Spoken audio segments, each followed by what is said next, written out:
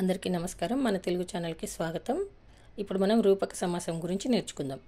ఈ రూపక సమాసానికి అవధారణ పూర్వపద కర్మాధారయ సమాసం అని కూడా పేరు. అవధారణ అంటే ఏంటిది మరి? అవధారణ అనగా నిర్ధారించబడిన పదం పూర్వపదంలో ఉండి తర్వాత నామవాచకం ఉంటే దానిని అవధారణ పూర్వపద కర్మాధారయం అని అంటారు. అవధారణ అనగా ఏంటి? నిర్ధారించబడిన పదం పూర్వపదంలో అంటే మొదటి పదంలో ఉండి తర్వాత నామవాచకం ఉంటే దానిని అవధారణ పూర్వపద కర్మాధారయం అని అంటారు. గమనిక, దీనికి రూపక సమాసం అని పేరు. సంస్కృతంలో ఏవా అనేది అవధారణ అర్థకం, తెలుగులో అనెడి చేరుతుంది. ఏవా అనేది అవధారణ అర్థకం, దీనికి తెలుగులో అనెడి చేరుతుంది. ఉపమాన ఉపమేయాలకు భేదం లేనట్లుగా చెప్తే అది రూపక సమాసం అవుతుంది. ఉపమాన ఉపమేయాలకు భేదం లేనట్లు చెప్తే అది రూపక సమాసం అవుతుంది. ఉపమేయం అంటే ఏంటిది?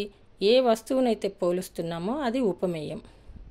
ఏ వస్తువుతో పోలుస్తున్నామో అది ఉపమానం. ఇది బాగా గుర్తుంచుకోవాలి. రూపకం అనగా అభేదం చెప్పడం, అంటే భేదం ఉన్నా లేనట్లుగా చెప్పడం, భేదం లేదనే చెప్పడం. అభేదం చెప్పడం అంటే భేదం లేనట్లుగా చెప్పడం. అదేంటో ఉదాహరణలతో చూసుకుందాం మనం.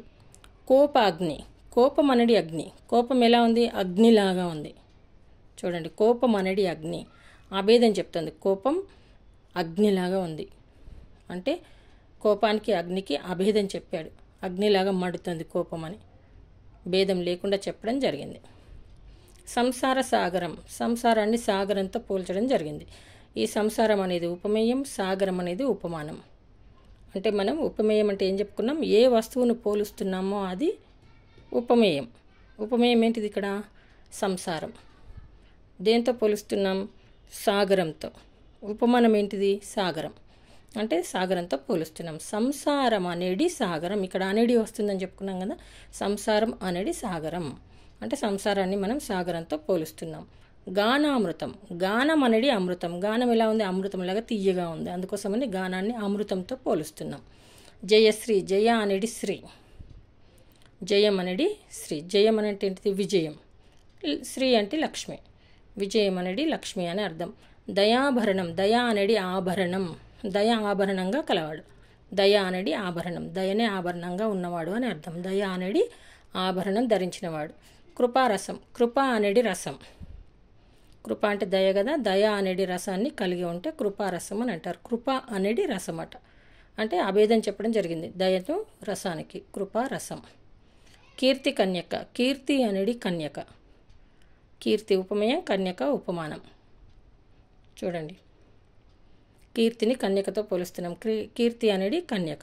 జ్ఞానజ్యోతి, జ్ఞానం అనేది జ్యోతి. జ్ఞానాన్ని జ్యోతితో పోలుస్తున్నాం. వెలుగునిస్తుంది జ్యోతి. జ్ఞానం కూడా మనకి జీవితంలో వెలుగునిస్తుంది. ఆశాపాశం, ఆశ అనేది పాశం. దయా హృదయం, దయ అనేది హృదయం. దయ అనేది ఉపమేయం, ఉపమానం హృదయం. ఈ విధంగా ఇంకా కొన్ని ఉదాహరణలు ఇచ్చాను చూడండి. హృదయ సారసం, హృదయం అనేది సారసం. అజ్ఞాన తిమిరం, అజ్ఞానం అనేది తిమిరం. అజ్ఞానం అంటే ఏంటిది? జ్ఞానం లేకపోవడం. తిమిరం అంటే చీకటి. అజ్ఞానం అనేది తిమిరం అంటే అజ్ఞానం అన్న చీకటే, తిమిరం అన్న చీకటే. అభేదం చెప్పడం జరిగింది. కాంతి వార్ధులు, కాంతి అనేది వార్ధులు. మత పిశాచి, మతం అనేది పిశాచి. మతాన్ని పిశాచితో పోలుస్తున్నారు. నగరారణ్యం, నగరం అనే అరణ్యం. ఆంధ్ర చారిత్ర కన్యక, ఆంధ్ర చారిత్రం అనేది కన్యక. భేదం లేకుండా చెప్పడం జరిగింది చూడండి. మత పిశాచి నుంచి మతం అనేది పిశాచి సేమ్ భేదం లేకుండా చెప్పబడింది. ఆంధ్ర చారిత్ర కన్యక అంటే ఆంధ్ర చరిత్రం అనేది కన్యక. విహాయాస వీధి, విహాయాసం అనేది వీధి. చంద్ర కేదారము, చంద్రుడు అనేది కేదారము. కేదారం అంటే పొలం కదా. చంద్రుడు అనేది కేదారము. నిశా సతి, నిశా అనేది సతి. నిశా అనేది సతి. నిశా అంటే రాత్రి. స్వప్నపు సెజ్జ, స్వప్నం అనే సెజ్జ. తారక తరుణి, తారకం అనేది తరుణి. దీపావళి ప్రాకారములు, దీపావళి ప్రాకారములు అని రావాలి. దీపావళులనే ప్రాకారములు. దయావర్షం, దయ అనేది వర్షం. విద్యాగంధం, విద్య అనేది గంధం. ఇవి రూపక సమాసానికి సంబంధించినటువంటి విగ్రహ వాక్యాలు, సమాసాలు. ఈ వీడియో కనుక మీకు నచ్చినట్లయితే లైక్ చేయండి, షేర్ చేయండి, సబ్స్క్రైబ్ చేయండి. ధన్యవాదాలు.